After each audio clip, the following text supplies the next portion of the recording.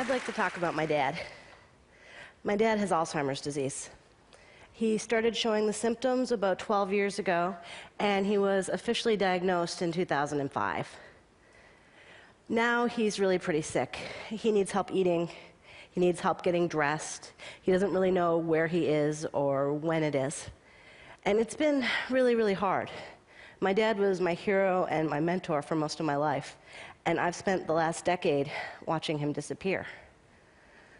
My dad's not alone. There's about 35 million people globally living with some kind of dementia. And by 2030, they're expecting that to double to 70 million. That's a lot of people. Dementia scares us. The confused faces and shaky hands of people who have dementia, the big numbers of people who get it, they frighten us. And because of that fear, we tend to do one of two things. We go into denial. It's not me, it has nothing to do with me, it's never going to happen to me. Or we decide that we're going to prevent dementia, and it will never happen to us because we are going to do everything right and it won't come and get us. I'm looking for a third way. I'm preparing to get Alzheimer's disease. Prevention is good, and I'm doing the things that you can do to prevent Alzheimer's. I'm eating right, I'm exercising every day, I'm keeping my mind active.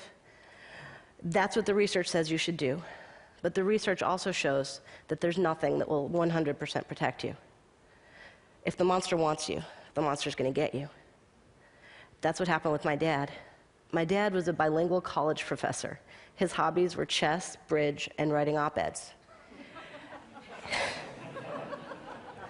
He got dementia anyway. If the monster wants you, the monster's going to get you, especially if you're me, because Alzheimer's tends to run in families. So I'm preparing to get Alzheimer's disease. Based on what I've learned from taking care of my father and researching what it's like to live with dementia, I'm focusing on three things in my preparation. I'm changing what I do for fun. I'm working to build my physical strength. And this is the hard one.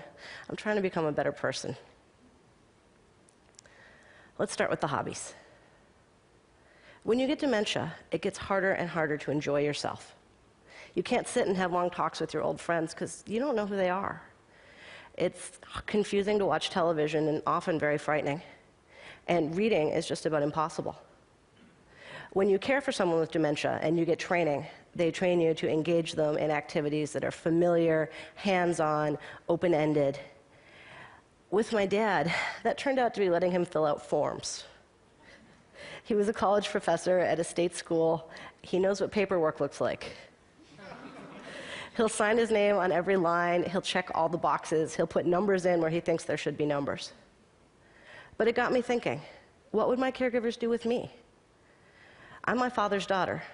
I read, I write, I think about global health a lot. Would they give me academic journals so I could scribble in the margins? Would they give me charts and graphs that I could color? So I've been trying to learn to do things that are hands-on. I've always liked to draw, so I'm doing it more, even though I'm really very bad at it. I am learning some basic origami. I can make a really great box. And I'm teaching myself to knit, which so far I can knit a blob. But you know, it doesn't matter if I'm actually good at it. What matters is that my hands know how to do it. Because the more things that are familiar, the more things my hands know how to do, the more things that I can be happy and busy doing when my brain's not running the show anymore. They say that people who are engaged in activities are happier, easier for their caregivers to look after. It may even slow the progress of the disease. That all seems like win to me. I want to be as happy as I can, for as long as I can. A lot of people don't know that Alzheimer's actually has physical symptoms as well as cognitive symptoms. You lose your sense of balance, you get muscle tremors, and that tends to lead people to being less and less mobile. They get scared to walk around, they get scared to move. So I'm doing activities that will build my sense of balance. I'm doing yoga and tai chi to improve my balance so that when I start to lose it, I'll still be able to be mobile. I'm doing weight-bearing exercise so that I have the muscle strength so that when I start to wither, I have more time that I can still move around.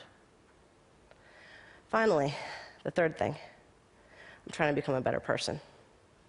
My dad was kind and loving before he had Alzheimer's, and he's kind and loving now. I've seen him lose his intellect, his sense of humor, his language skills. But I've also seen this. He loves me, he loves my sons, he loves my brother and my mom and his caregivers. And that love makes us want to be around him even now, even when it's so hard. When you take away everything that he ever learned in this world, his naked heart still shines. I was never as kind as my dad, and I was never as loving. And what I need now is to learn to be like that. I need a heart so pure that if it's stripped bare by dementia, it will survive. I don't want to get Alzheimer's disease. What I want is a cure in the next 20 years soon enough to protect me. But if it comes for me, I'm going to be ready. Thank you.